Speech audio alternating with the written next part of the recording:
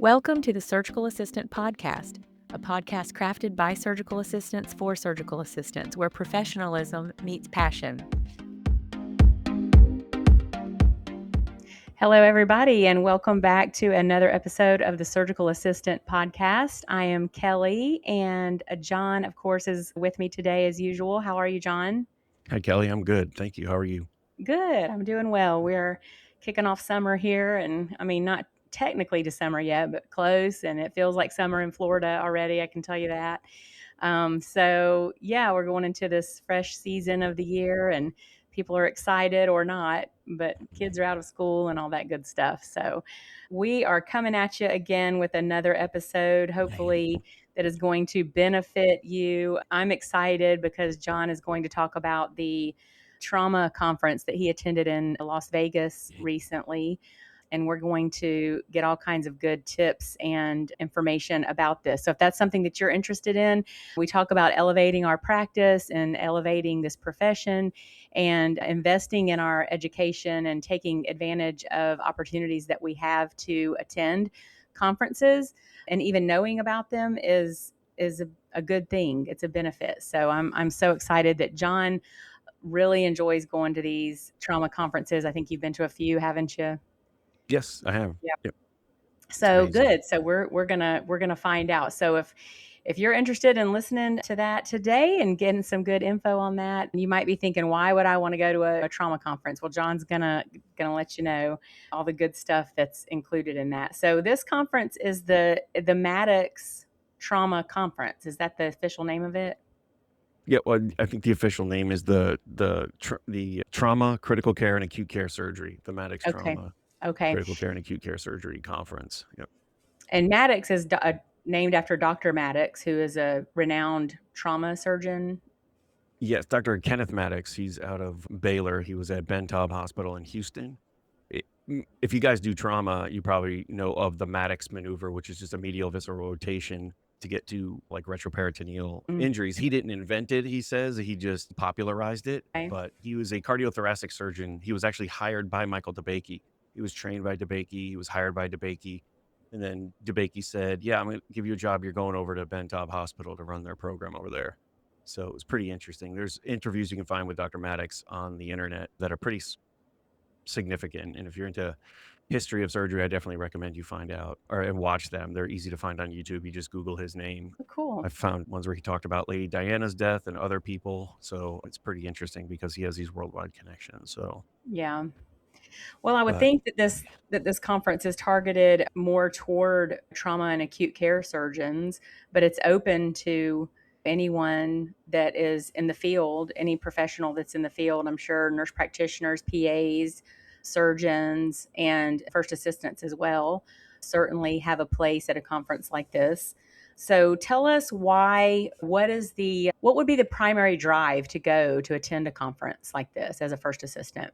okay. Well, for me, I just wanted to talk about my experience at this year's Maddox Trauma and Critical and Acute Care Surgery Conference and also the Medical Disaster Response Conference. They have it in Las Vegas. It's an event that's not only educational, but it's deeply meaningful for me. Having the opportunity to meet legends that I admire, like Dr. Kenneth Maddox, who led this conference for the last nearly 6 decades. And then they had a keynote speaker who was Dr. Frank Butler, whose work revolutionized combat casualty care. It's just, for me, was truly inspiring. This conference is without question one of the best opportunities for surgical assistants who want to stay on the cutting edge of trauma and acute care surgery, as well as disaster response. I mean, many of us don't work in trauma centers. Some of us do. I think it's important to stay up on what's the current trends, what the current trends are.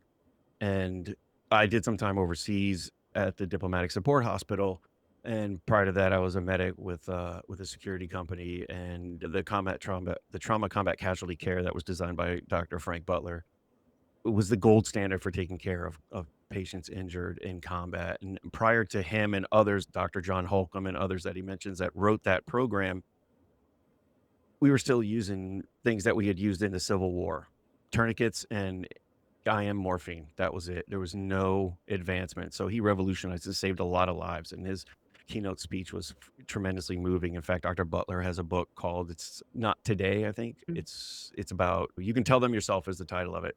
You're not going to die today, because people, I know when I've dealt with injured patients over there, like, tell my family I love them. And then people always say, "No, you can tell them yourself because you're not gonna die today." And he's the main reason why they were able to do that. So, and I thought I'd go over the 2 conferences. It typically runs 2 conferences. It starts on Sunday, which is a standalone conference called a Medical Disaster Response in Today's World. Sometimes it changes. I think last year was on emerging technologies, but this is the syllabus for the Sunday conference, and it's they have some great topics. And then this is the syllabus for the other conference. Oh my goodness. So, there's Yeah. no way I can go So through this, so those and that are tell just you listening everything. only, those are really thick. The first one was Yeah. about an inch Oh, thick, the true, yeah. second one was about 2 inches thick, Yeah, so they're 2.5 to very 3 inches, if but, you're only you know, listening, yeah. yeah, here's the course lectures for Oh my just goodness. the Saturday or the Monday through Thursday afternoon or Wednesday afternoon, so way too many to cover. Even if I gave you a brief overview of each one, it would just be too much, so I just Yeah. figured I'd talk about a few that were important to me that I think it's meaningful or necessary for just us to be aware of and keep up on. So, is it an expense? Yes, it's an expense, but there's a ways I think if you number 1, register early, it's a discount. And then they have several categories like for residents, for non-physicians, which means PAs, nurse practitioners. And that's a little, I think for, if you register early for non-physicians like PAs and nurse practitioners, it's $800. I believe for both of the conferences, for the Sunday standalone and then the Mattox conference. But if you reach out to Mary Allen, who is the administrator and coordinator of that, and you tell her a little bit about what we do and who we are and how we don't make a lot of money, I reached out to her and told her, "Hey, listen, our profession hasn't caught up with the pay yet." So they gave me the resident rate, which was $500, which I was very Nice. grateful for. Oh, And I wow. made sure that I expressed my gratitude to both her and Dr. Maddox for that. But That's an and they are excellent more tip, yeah. than willing to help if they can. And it was for me, I mean, it's wonderful for the CEUs as well. I mean, the Sunday standalone conference is 8.5 CEUs. And now this is category one CMEs by American College of Surgeons. So it equates differently to ours. I think there's a ratio that they give. I had to renew my NSAA membership this year, my CSA, and I ended up with like I think 35 CEUs from just this. And what I had from the Wow. surgical assistant conference last year put me way over the top for what I needed this Mhm. year to renew. So which was good. It's nice. But That's a nice perk because you've got it. oh You're yeah. doing something already that you're interested in doing. The education and knowledge that you walk away with is amazing and Mhm. just so vast. And then you've got all your CEs are done. Live CEs, Yep. everything in a nutshell is done for Yeah, that it certification. can satisfy a significant chunk of them, Yeah. and it is in Las Vegas, so there isn't the expense of getting there, there's the expense of staying there. It's been at Caesar's Palace from the time it started 59 years ago. Next Okay. year is the 60th anniversary of this, and it's been going continuously. Even during COVID, it was personally attended. It wasn't a remote conference, but they do offer discounts for the hotels. You do get a discount if you stay at Caesars, which is expensive. I'll tell you, it's expensive, but the discount doesn't make it any less expensive, but it's still however, It's not as expensive. right, there's a resort that's across the street that they also is under the Caesars name called The Link, LINQ, and they give you a rate of $99 a night for a king Oh, suite. Plus, they waive the resort fee, which gives you free internet, access to the gym, and stuff like that. So, it took what could be normally like a $1,500 to $1,600 stay down to about $600 for the week. wow. So what I did was I combined it with a little mini vacation because I went on a Saturday and came back on a Saturday. So Yeah. for us, it was nice because the conference ended Wednesday afternoon at 2 o'clock, and then that gave us Wednesday afternoon, Thursday night, Friday night to do a lot of things around Vegas. We saw some great shows, ate at some great restaurants, went to the Nice. Sphere and saw the Wizard of Oz, which was just unbelievable. It's 4D. Mhm. So, I mean, it's I can't even describe it, but there's videos on YouTube that you can check it out. It was amazing. But there's a lot to do in Vegas if you don't gamble. I think I gambled like 20 bucks. I'm not a gambler, but Yeah. there's plenty of stuff to do. So those things kind of make it a little more affordable. Plus, because it's a professional expense, I believe it is tax deductible, but do your own research, check with your accountant. Right. And a lot of hospitals, I've talked to a few, the place where I am now, I know that they do reimburse people for going to conferences. So I was talking with their manager. I just happened to mention it to her, and she said, "Oh, maybe we should send one of our people next year." And we do reimburse for up to a certain amount of money. I don't know. So check with your hospital. There may be that opportunity to help offset some of the costs. It is, I mean, in today's world, especially now, cost is a factor. but Mhm. transportation out there can be expensive. But I was lucky that Allegiant flies out there, which is, we ended up flying American Airlines just to make the flights work out better. But there's Allegiant Airlines, which offer discounted airfares. So if you book it enough in advance, you can get a pretty affordable flight. A 60-day advance purchase is Mhm. makes it well then affordable, because everybody, there's cheap flights out to Vegas because they want to entice people into That's to true. gambling. So Yeah. that's some of the logistics things. I mean, $99 a night, you can't beat that. That's not that's even cheaper what it is for Oh, our that's conferences, I think. very cheap. Yes, it is. Yeah, for Yeah. sure. So, I mean, but he's got the kind of pull that he can do that kind of thing, because they've been doing this conference for 59 years now, and it averages about between 800 to 1,500 providers. I Okay. mean, there's something about the energy of being in a room with 1,500 people that are there for the same reason. And Mhm. these lectures are presented by the top names in this field. I mean, the one on the whole truth resuscitating patients with whole blood by Dr. Jen Gurney. I mean, she's in charge of the DoD trauma registry. I mean, she is a surgeon with the military. She's getting ready to, I think, transition out, but she's an amazing instructor. People from LA County Hospital, like Dr. Kenji Ianaba, who's not only a trauma surgeon, but he's also an LA police officer. What? He's been to Ukraine to teach surgeons how to operate on trauma patients. You have, I mean, Dr. Dimitriades and Dr. Martin and all these, Dr. Schneider, who work at LA County or other big hospitals in California. That these are the people that write the studies, that do the randomized control trials and write the papers about these things. Mhm. I mean, Yeah. you look up a lot of these seminal papers, and I guarantee you somewhere on there you'll find either Dr. Ianaba's name or Dr. Dimitriades or any one of these people. It's tremendous. I mean, these are the Yeah. movers and shakers. And like I said, for me this year it was personally meaningful because Dr. Frank Butler, and also somebody I've been tangentially following, who is a surgeon that talked about component therapy and freeze dried plasma for treating trauma patients. He gave some great lectures on a disastrous gallbladder. So there's like managing disastrous adrenal injuries, things that we encounter in our everyday surgery. If you do acute Mhm. care surgery, you're going to end up with a big perforating duodenal ulcer, or you may not end up with a huge penetrating trauma. But, and the way the conference is organized is nice. These people get up, they give a 15-minute presentation, and there's like five people that, let's see, yeah, about five or six lectures, and then there's a panel discussion. So those people that gave those lectures stand up there, and the audience can ask questions. And it's done by app, so you can ask your questions anonymously. Nobody knows who you are, so you can ask the questions away, and it's great. I mean, it's just a fantastic learning environment. There's lunch provided. There's continental breakfast every day. There's snacks every day, drinks, coffee, stuff like it. It's wonderful. The food is decent. Well, I'd say better than decent. It's really good, actually. So while you're at the conference, there's not much to do that you'll have to To spend pay money on. for. Right. Yeah. Right. Yeah, exactly. To me, there's just something about being out there with people that are writing the gold standard for how we treat patients, Well, and being able to yeah. ask them questions and hear their experiences. And then they do case presentations, and then everybody says what they'll do with the patient and that. So for us as surgical assistants, I think for me, it gets me thinking on how I can help, what I'll need, what kind of things we'll need to have available for Mhm. that. And maybe and maybe it'll come in use someday. That's just the way I look at it. I Yeah, think well, you can't that's far.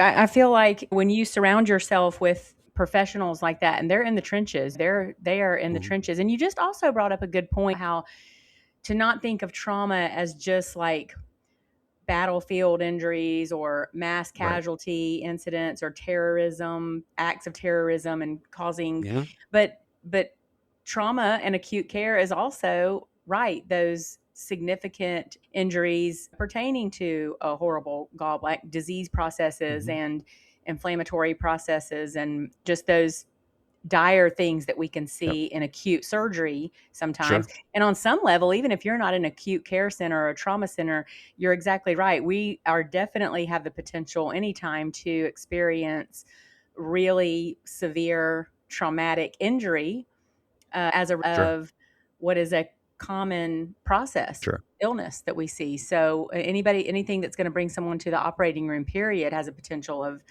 seeing. And also iatrogenic injuries that Yep. we might experience in surgery. So Yep.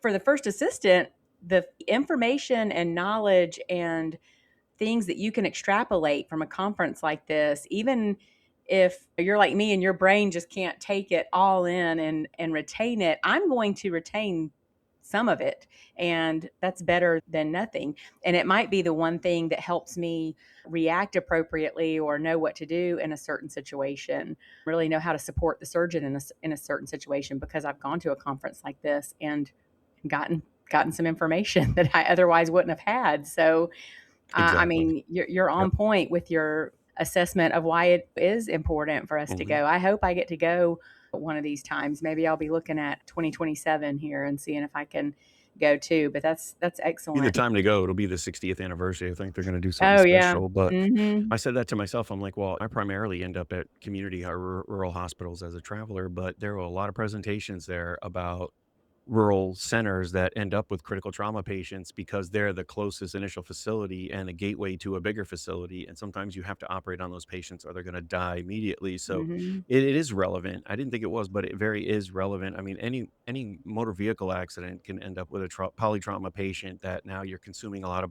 blood products and things like that, so I do think it's very relevant for us no matter where we are, and I think and I don't mean to, foment any fear. But in today's world, with the threats that we're facing externally and internally, you never know Mhm. how things can change. And that was Right. a focus definitely of part of the conference. They talked about large scale combat operations in urban environments and how we can expect like 1,000 casualties a day and how that's going to overwhelm our system. And even if it's Mhm. fought overseas, those patients have to come back here and be treated. And they can't all be treated in military facilities because there's not that many of them and they'll get overwhelmed easily. So they may be put out at community hospitals.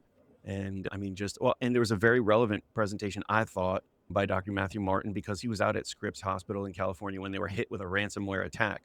Something you never think about. Every hospital I've been to, they train you on, oh, look for phishing, look for this, look for that, because they want to prevent somebody getting in and launching a ransomware attack on hospitals because it locks down everything. And he talks about exactly how many systems it infiltrates and how it brings a hospital to a dead stop. They had to go on bypass. They couldn't do any trauma surgery.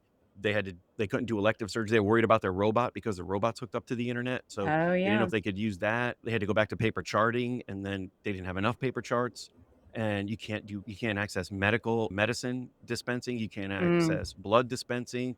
I mean, Wow. there is everything. You can't do you Yeah. a lot of radiology reads are done remotely now, especially at night. They Mhm. use Nighthawk or whatever system that reads it overseas or somewhere else, or even some guy in his home in Idaho or something that's a retired radiologist that's reading them for extra money.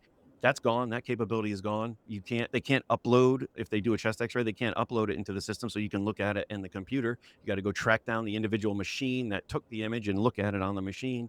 So it affects more than you think. And if you've Right. never been experienced to this, you don't want to have to figure it out at the last minute. He talked about it the year I was there in 2024, and he talked about it this year. Very important for people to understand because that's an emerging threat that can happen. I mean, because Yeah. on the dark net, your credit card information is worth anywhere from $10 to $100, but your medical information is worth $1,000 minimum. Mm. So, anyways, that's what more reasons I find that is relevant. So, I just think it's Right. a wonderful conference. Not to mention the vendor hall is huge. There's a lot of different vendors there with a lot of different products. They may give you some ideas, some things you need for your facility, some things that may help new and emerging technologies. I mean, it's wonderful. They talked a lot. There was a lot of lectures about AI being used in the operating room and the trauma bay. There's now AI programs that they're using in the operating rooms where it literally creates the entire OR record. It listens, it watches. There's several cameras in there. It picks up the conversation. So it will dictate exactly what the surgeon did, what equipment was used, everything, and then generate a report at the end of it. It's pretty amazing. Wow. Um, yeah, so there's a lot of stuff coming, whether it's relevant or not, I don't know, but I think we're going that way, definitely. I know I was at a grocery store the other day and I forgot to I took something, I put it in my bag before I checked it, and it wouldn't let me check out, and then it replayed the video of that I just took it from the cart and put it in the bag because I wanted to make sure it fit in the bag first, and then I didn't go back and Oh. scan it. I mean, and that's just at the local grocery store. I mean, Walmart does it every time you go to Walmart, they Yeah. start tracking your license plate number in the parking lot, so Yeah. yeah, I'm just saying AI is here and we need to learn it. So, Yeah. That's um, true. but Good I learned points. a tremendous amount. I mean, I record the lectures via audio. I just use my phone. And then I take pictures of the pertinent slides, and nobody seems to have a problem with that because when they do Mhm. certain slides, you can say everybody pick up their phone and take a picture. There wasn't anything said about it. So I know they do video record it, so you can attend it remotely, I believe, or you can buy it afterwards, but it's a significant expense to buy the video. Yeah. Um, And then at the end, they have usually a pro and con debate of certain things. So I Mhm. recorded that one this year because it was good because it was about REBOA, which is retrograde aortic balloon occlusion. And there's been a lot of controversy about it. So one guy took the pro position, the other took the con position. It was pretty amazing. And it's funny because these guys have a great sense of humor and they poke fun at each other. And I mean, it's great. I mean, it's fantastic. How interesting, yeah. I would have loved Yeah. to have heard that.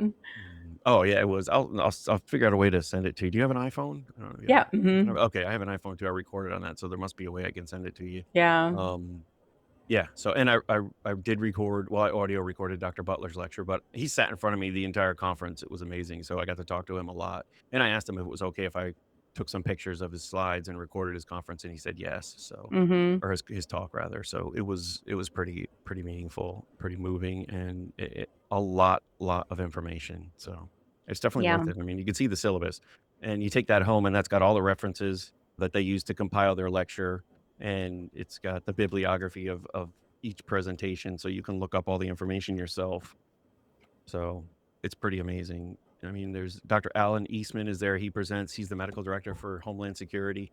So he talks about some of the incidents he's been in, major trauma situations like mass shootings or floods, or just it's amazing. So I think it's a wonderful opportunity. And if you can do it, you definitely should. And combine it with a vacation. If you've never been to Vegas and you want to go, Mhm. Vegas, you want to go, your spouse wants to go, you can do it that way and offset part of the trip by having your facility pay for reimburse you for the conference, may reimburse you for the flights too. I mean, I know there's a certain number involved. I don't know what that is for each facility. It's different. It's Mhm. worth a shot, but the knowledge is to me invaluable and you'll have that. So, I wholeheartedly believe that if you take you and I, just for instance, if you put us in the exact scenario of we're working in a hospital and there's a mass casualty incident come in through the ER and we as first assistants run to the ED to help you, by virtue of having attended these conferences and retained a lot of the knowledge that you get, you're going to be more of a help than I am. You are. yeah, Just I believe that. And so if that's just a point of I'm just making the point that there is a good reason for first assistants to attend because a lot of first assistants say, yeah, well, I don't need to do that. That's right, overkill. You're doing too much. But I don't think that. I don't think that at all. I think right, you're going to, in the situation, the scenario I just presented, you are going to be a more valuable assistance than I am because you're going to know things and been exposed to things that I haven't been just by virtue of going to this conference. So I think I would like to go to at least one of these and just experience it just and see what my takeaways are, but just really experience it like you said and hear what the professionals and doctors on the cutting edge are talking about and learning. It's just interesting to know what they're learning and what they're having to deal with as yeah, far as global things and all the considerations in this area of acute care and trauma surgery. So I appreciate your and I'm glad you got to go again. And I know I teased you about yep, missing blew me the away. the ASA conference, but this was I wish I could have. this was a big deal for you too. And I'm so glad you got to meet Dr. Maddox and get his autograph for your book. And I did, yeah. that's really cool. Yeah. Yep. I didn't have a chance to get I forgot that Dr. Butler was gonna be there, and I have a copy of his book, but I did get a chance to have him sign it, but he did tell me, he gave me his card, he said, "Mail it to me, I'll sign it to you and mail it back," so, Oh man, how thought that was nice. very nice. Yeah, it was I was Yeah. such a fanboy sitting next to him, but Yeah. or behind him, but it was Fun. great. Yeah, no, I think these conferences can definitely be enlightening for whatever capacity you work in. I mean, let me just read you just a few of the titles that I think are relevant to us. Like I said, one of them was duodenal injuries. You have if you're not at a big facility and you don't do thoracic esophageal injuries, I get that. That's fine. Not all of us do, but you're going to work at places where you do, let's see, adhesive small bowel obstruction, delayed operation, and worse outcomes. Bowel mesh and mayhem, acute management of complex wall hernias. We Oh deal with wow. that a lot. A lot of us Mhm. do, I think.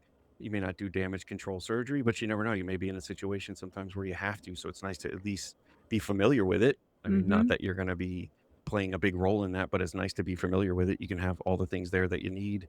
They talk about acute spinal cord injuries. They talk about this one I thought particularly relevant, especially to one of the physicians you and I worked with. It's called Master of Disaster Approach to the Disaster Gallbladder. Yep. Just great. Everybody's been in those cases. I had one not too long ago where we ended up having to do a subtotal and leave a drain because it was a Mhm. disaster. Yeah, same here, So, yep. I just think there's I mean, I can't probably most of them will be, but stop the bleed, spare the limb, complications of tourniquet use. Just I could be here all day. Emergency general surgery complications in a post-bariatric patient. That's something that can affect Wow. anybody that Yeah, does acute care surgery. absolutely. Uh-huh. Geriatric patients, I mean, let's face it, we're dealing with older population now, Mm, so they do not handle injury the same way. Complex duodenal disasters, step-by-step fasciotomy, because a lot of fasciotomies are done incorrectly, especially if they're done by newer surgeons. They don't decompress every compartment, so there's things to be aware of, little tips and tricks that I think that this conference provides. There was one on topical anesthetic topical hemostatic agents by Dr. Ianaba that I thought was fantastic. uh-huh, Talked a lot about the Evicel, the Everest patch. That thing's phenomenal. Chitosan impregnated gauzes and PCC. There's one, no blood, no problem, using factor-based resuscitation. So most hospitals have Kcentra, which is a prothrombin complex. That can mhm. help. I mean, how many times have we been in patients where we can't stop the bleeding and the doctor's like, you got any ideas? Have you tried Kcentra? Do we have fibrin glue? Do we have Evisil? Whatever. I mean, Right. sometimes, maybe. And how many I mean, times have you I bet we have listeners right now, and you've been in quote unquote run-of-the-mill surgeries, and you have made a suggestion that the surgeon was like, "Oh, I didn't think of that." I mean, sure. I'm just a big proponent of any amount of knowledge that we can have is going to help us. Put it Oh, in I your agree. toolbox, tuck it away, and you don't Yep, ever know when you're going to be able to pull it out and really be a true help and support in a situation. yeah, It's just it's I so agree. invaluable. Yeah. That's why I decided to attend this conference in 2024 and it blew me away. And I made a decision that I need to go back as often as Yeah. I can. I couldn't go last year, but I went this year. I'm definitely going next year. So I think it's incumbent upon us as Nice. professionals to stay up Yeah. on what's new. So Absolutely. definitely worth it. And if you have any questions about it, you could always leave it in the comments or you can email us at the surgical assistant podcast at gmail.com and I'll answer any questions you have, send you whatever Yeah. information I have. If there's Yep. anything pertinent, like links to things, I'll put them in the show description. But Okay. definitely feels amazing. I mean, there's capitalize on it, combine it with So a yeah. vacation, make it tax Yeah. deductible. So Yeah. I've never been to great price. Vegas as a so that's another reason I should go. So I'm gonna do like you It's did, worth it. make it a week. That's nice. Yeah. All Yeah. right, But you John. Well, don't have thank to. you. Yeah. You're Well, welcome. you don't have to. You're right, but Nope. I would personally. I would because just I'm there Sure. Why already, not? Might as and well why not? capitalize on Yeah. the information. Yeah. Mhm. Right. And the other thing I wanted to bring up is separate to the conference. It's a product I found. It's by a company called Lifelike Biotissue, Okay. and it's a two-layer intestine simulation, I guess. So it's a collagen-based tissue. It's not human tissue, so it needs to remain hydrated, but it's not gonna decay and smell or anything like that. It's got from what I read, it's the most lifelike tissue for practicing suturing on that there is. So, I mean, all of us sometimes have to put a stitch in the bowel or Mhm. maybe sometimes help with a hand-sewn anastomosis for whatever reason. And I'm of the mind that, yeah, I may not do it routinely, but in the time that I have to do it, I don't wanna be figuring it out right then. I Right. wanna know have practiced it and know that I can at least do it competently. So they offer single layer and two layer. This is the two layer. They offer it in 6 and 12-inch lengths. The prices are affordable. I think this one was 39.95, but it's Mhm. reusable. I mean, you can pull the stitches out and do it again. You can Yeah. cut it, reanastomose it. So you can practice your hand-sewn anastomosis or closing enterotomies, or even, I guess, you could practice stapling with it too, but they send you the instructions on how to take care of it and stuff. I found it. Research I did said it was the most lifelike simulated tissue out there, that it's actually like real tissue. So rather than going to the grocery store and buying pig intestine and having to deal with all that mess and the smell and last long, it biodegrades. So things like that. But this kind of stuff you can practice on at home. If you have Nice. time, you want to practice, something to think about. Anyways, I found that, I thought I'd pass it along. So Yeah, that's a great tip, and that the name of that company is Lifelike, Lifeelike, and I think you said they yep, were out in biotissue. Canada. Yeah, Yep, Lifelike they're out of Canada. Biotissue. Yeah, the email address, and I'll put it in the show description, is lifelikebiotissue.com. Okay, So, cool. yeah. Yeah, So that's a anyways, good tip. yeah, All right. that's about it. Okay. Well, you guys we've got more episodes coming at you. We're looking at releasing our hernia next episode in our hernia series. Hmm. And we've got, I say it every episode, but we've got lots in the pipeline that we're doing. We're struggling with our schedules somewhat these days, but we're still here. We're still at it. We are going to keep churning out these episodes. We've gotten such great feedback from everyone, and it's hard to just continue to get knowledge and topics out there for all the first assistants and those who are looking to become first assistants. So we appreciate you listening today. And until next time, we'll see you later. Yes, thank you. And don't forget to like, comment, and subscribe. Thank you so much. Welcome. Thanks for listening today. We invite you to like and subscribe to this channel and leave a comment if you'd like. Feel free to look us up on Facebook at the Surgical Assistant Podcast or email us at thesurgicalassistantpodcast@gmail.com. Until next time. Content of this podcast is in no way intended for diagnosing or treating surgical conditions. No patient-specific information is shared. All HIPAA guidelines will be adhered to.